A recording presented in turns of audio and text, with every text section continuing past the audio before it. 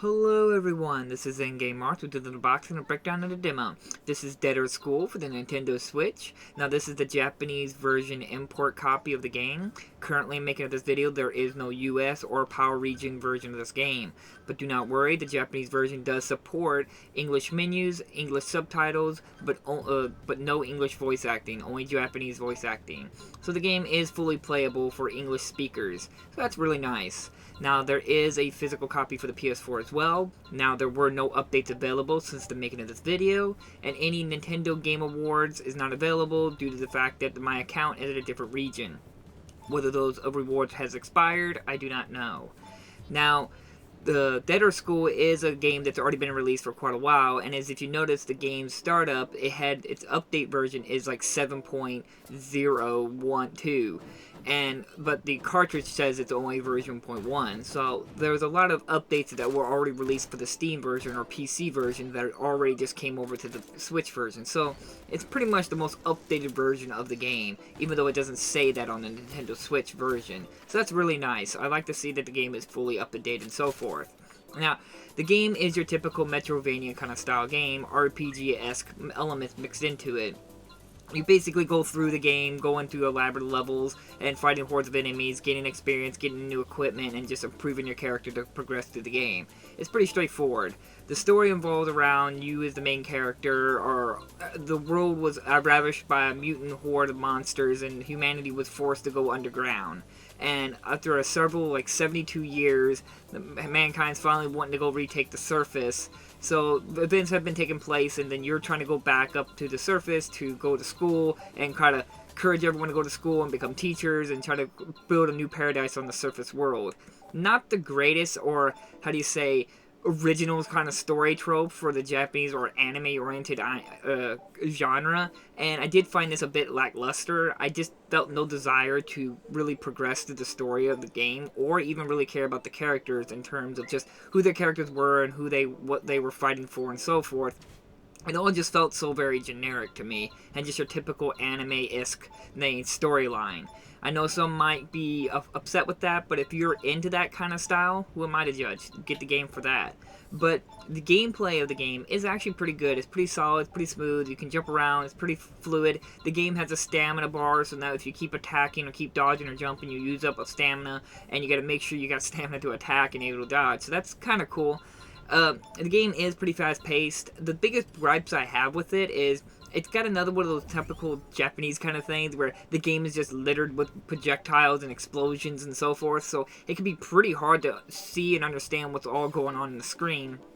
As well as that the HUD in the game is extremely big. At times even the HUD was even blocking environment in the game, as well as even blocking enemies or myself as the character. So I'm really disappointed how there's no way to reduce the HUD size. Now I understand they maybe increase the size of the HUD for Switch's mobile form so you can see information, but it could have been nice if there was a way to switch on and off that function to be able to reduce the size. As well as the game has a 2D, 3D-esque kind of environment style where the characters and the enemies, and some of the enemies anyway, are in a 2D kind of sprite kind of style, kind of layout, but the environment is in a 3D landscape. Sometimes the 3D landscape can be blocking your visual aspects, so you can't see certain projectiles flying at you or enemies and so forth. It can be quite cumbersome at times in this environment. But despite all that, the game was a decently fun little small Metroidvania kind of style game. It had some fun. I liked exploring. I liked getting better equipment, seeing all the kinds of weapons and gears and so forth. I thought they did a pretty good job in this area to make it feel like rewarding to finally get a cool gear.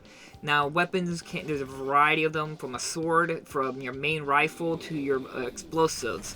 And each one you can choose in as many varieties in terms of which ones you want. So it's best to find one you feel most comfortable with using. All of them have ammunition and durability and so forth, so you gotta make sure to conserve it at certain moments in the game, but anytime you reach a save point or a safe section in the game, it refills all your durability and ammo, so you don't have to worry about too much of feeling like you need to survive. Now, I did play the game a long time on hard mode, and the game isn't super challenging in terms of its gameplay and its enemies, but mostly I found most difficulty through fighting the bosses, so for the most part, you may not have too hard of a time with this game. Other than that, the weaponry in the game can be upgraded and improved, like leveled up and so forth, and you can change its special abilities by using a special gear. They're kind of rare, but also you can add attachments to the game to get to the weapons to give them a special effects or just boosts. I did find it a little disappointing there's no like armor upgrades and so forth in the game, so you can't like change the outfit for the main character. And on that note, the game does have some minor explicit scenes, mostly just partial nudity. There's no actual sex scenes or anything like that, or any kind of extreme adult content. But for the most part, it can be kind of sexual in certain aspects of the game. It's just mostly depends how prude you are as a person and your games you're playing, or what you feel comfortable playing with around other people. For the most part, though, you should be fine. It's easy, a safe for work game. But overall, I had a good time with the game. The only problem is, like I said, it's an import, so is it worth the try to purchase a physical copy and the import costs?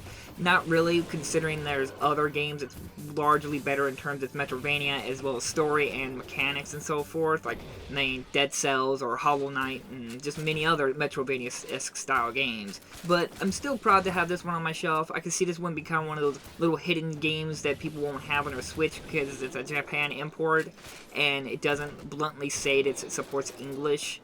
So, in the most part, I say look into it. You might want to look into buying the Steam version at a discount and see if you might like it there, and then probably buy the physical copy when you feel more comfortable about your purchase on that. So, in my opinion, just look into it. I think it's an enjoyable experience, but nothing to get massively hyped up for to try out. Unless you're heavily into Metroidvania-style games and you really love anime-esque, cliche and just predictable plot lines and just characters. So, thank you all for watching. I will leave links down in the description if you're an instant copy, and I'll see you guys in my next unboxing video. Bye-bye!